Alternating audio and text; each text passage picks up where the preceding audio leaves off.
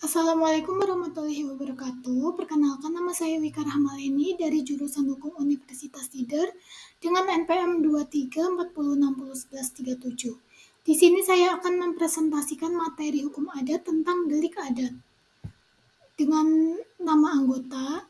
Yang pertama saya sendiri yaitu Wika Rahmaleni, yang kedua Stefanus Luis Kaveh Tapiheru, yang ketiga Muhammad Aldi Mubarok, yang keempat Bembi Navita, yang kelima Eliasin Firdaus, yang keenam Revaldo Putra Magantara, dan yang ketujuh Muhammad Faras Muklis.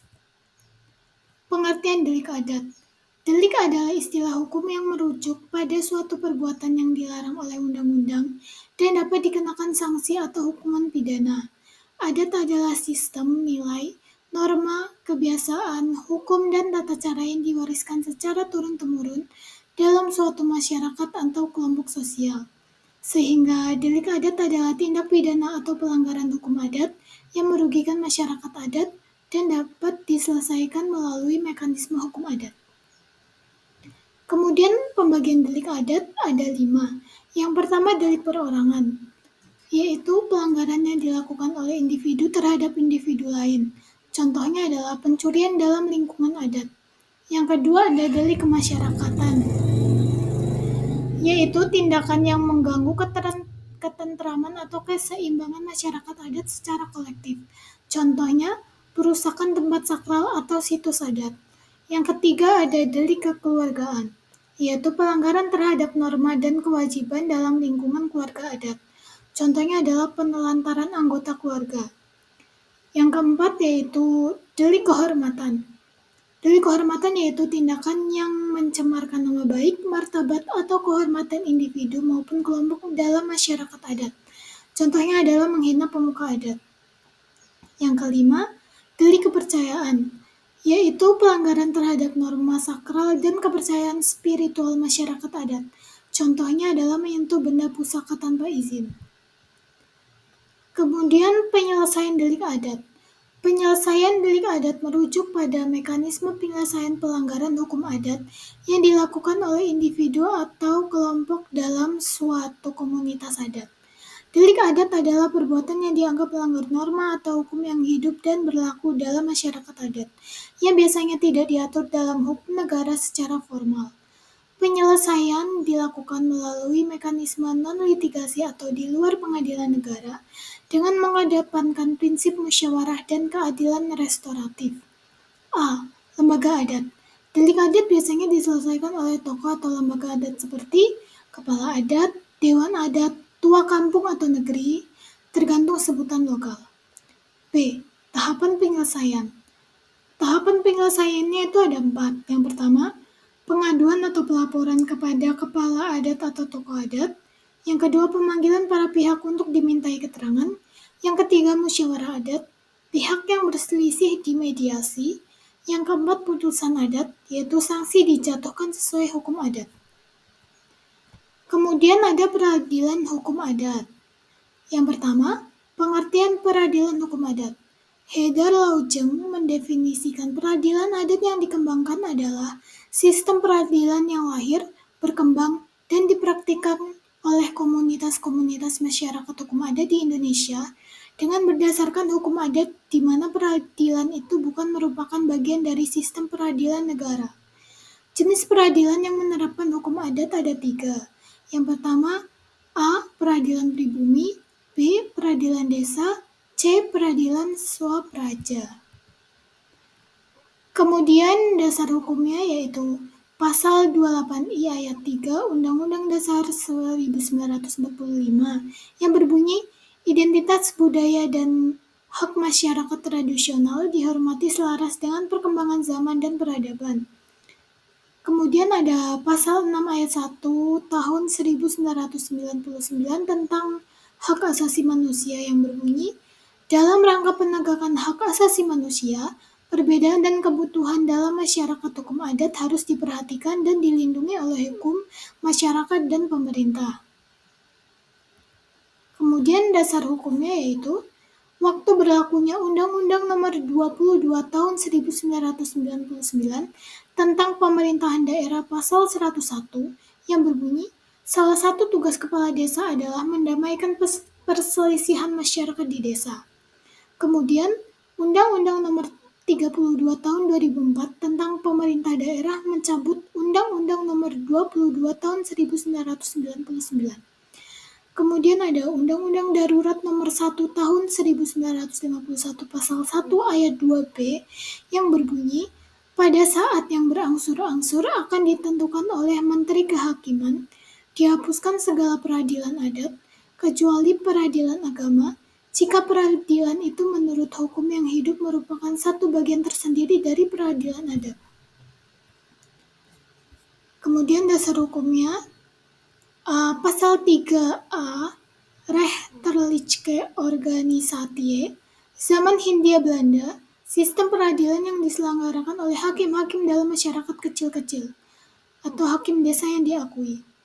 A. Perkara-perkara yang pemeriksaannya menurut hukum adat menjadi wewenang hakim dari masyarakat hukum kecil-kecil atau hakim desa, tetap diserahkan kepada pemeriksaan mereka. B. Apa yang ditentukan dalam ayat 1 sekali-sekali tidak mengurangi wewenang dari para pihak untuk setiap waktu menyerahkan perkaranya kepada hakim yang dimaksudkan dalam pasal 1, 2, dan 3. C. Hakim-hakim yang dimaksud dalam ayat 1 mengadili hukum adat. Mereka tidak boleh mengenakan hukuman. Kemudian pasal 75 RR Regering Lama memberikan dasar bahwa A. Hukum adat masih digunakan oleh hakim untuk golongan bumi putra selama tidak bertentangan dengan asas keadilan umum. B. Jika hukum adat bertentangan atau tidak tersedia, maka hakim wajib menggunakan hukum perdata dan dagang Eropa sebagai pedoman. Ini mencerminkan adanya dualitas sistem hukum pada masa kolonial antara golongan Eropa dan bumi putra. Kemudian, pewarisan prinsip dari masa pemerintahan sebelumnya. Ketentuan ini juga berakar dari pasal 11 Algemene Bepalingen van Wetgeving atau AB, pengaruh kebijakan hukum dari masa Gubernur Jenderal Dendels dan Raffles. Prinsip utamanya yaitu hukum adat dapat berlaku selama sesuai dengan asas keadilan dan kepatutan umum. Undang-Undang Nomor 19 Tahun 1964 menegaskan bahwa semua peradilan adalah peradilan negara. Tujuannya yaitu menghapus peradilan suap raja atau peradilan adat yang berada di luar sistem peradilan negara. Kemudian ada jenis-jenis putusan hakim adat. Ada 8. Yang pertama menyamakan. Menyamakan itu artinya sama dengan putusan sebelumnya. Jadi tidak ada yang beda.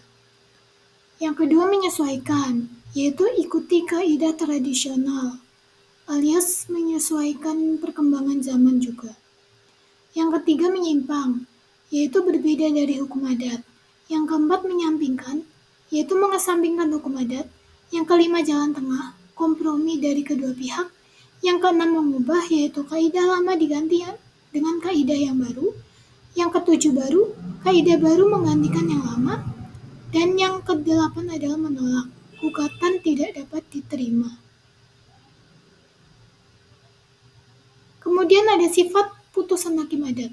Hakim tidak terikat pada pembuktian formal. Aturan-aturan hukum adat yang masih mempunyai kekuatan material dapat terlihat dari keadaan-keadaan yaitu A. Apakah struktur masyarakat adat masih tetap dipertahankan ataukah sudah berubah? B. Apakah kepala adat dan perangkat hukum adatnya masih tetap berperan sebagai petugas hukum adat? C. Apakah masih sering terjadi penyelesaian perkara dengan keputusan-keputusan yang serupa? D. Apakah akidah-akidah hukum adat yang formal masih dipertahankan ataukah sudah bergeser atau berubah? Dan yang E. Apakah hukum adat itu tidak bertentangan dengan Pancasila dan Undang-Undang Dasar serta politik hukum nasional? Kemudian ada hakim terikat dan bebas. A. Semua perkara yang menurut hukum adat termasuk kekuasaan hakim dari masyarakat hukum kecil-kecil atau hakim desa tetap diadili oleh para hakim tersebut. B. Ketentuan pada ayat di muka tidak mengurangi sedikit pun hak yang berperkara untuk setiap waktu mengajukan perkaranya kepada hakim-hakim yang dimaksud dalam pasal 1, 2, dan 3 atau hakim yang lebih tinggi. Kemudian yang C, hakim-hakim yang dimaksud dalam ayat 1 mengadili perkara menurut hukum adat mereka, tidak boleh menjatuhkan hukuman. Kemudian ada contoh peradilan adat di Aceh. 1. Mekanisme penyelesaian peradilan adat Aceh. Tahapan penyelesaian umum. Ada pengaduan atau laporan. Pengaduan atau laporan itu disampaikan kepada gecik di TKP. Gecik itu kayak tetua adat gitu loh. Terus bisa berasal dari masyarakat atau tertangkap tangan.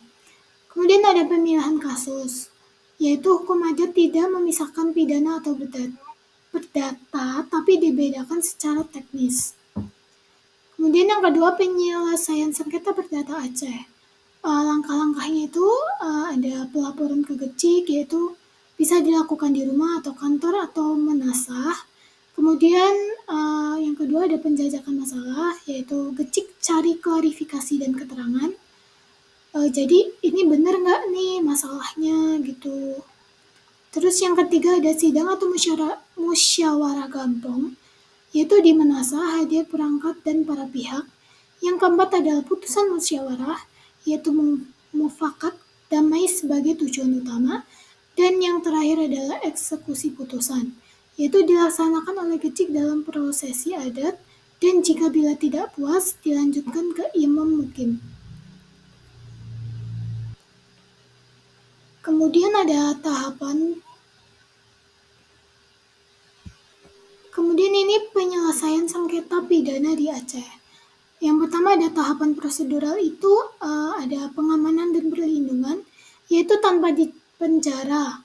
Pelaku itu hanya ditenangkan atau bisa dititipkan di rumah atau keluar kampung.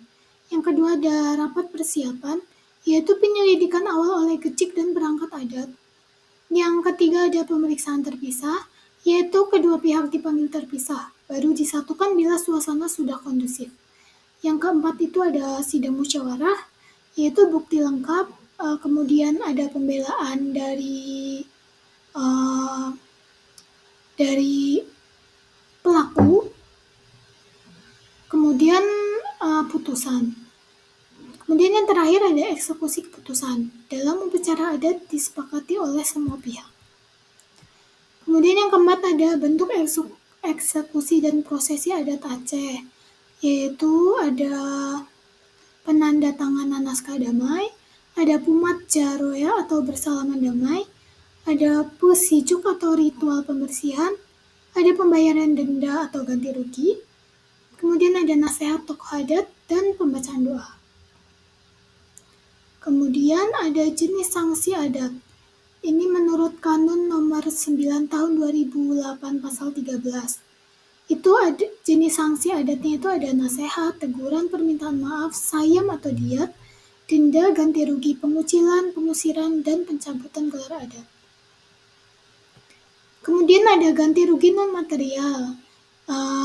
Yang pertama itu uang adat kepada korban. Jadi korban itu diberikan uang oleh pelaku sebagai permintaan maaf. Kemudian ada biaya kenduri atau selamatan. Kemudian permintaan maaf terbuka di menasah. Dan yang terakhir simbolik adat, kain putih, kambing, dan lain sebagainya. Kemudian yang E, perbedaan pokok aliran.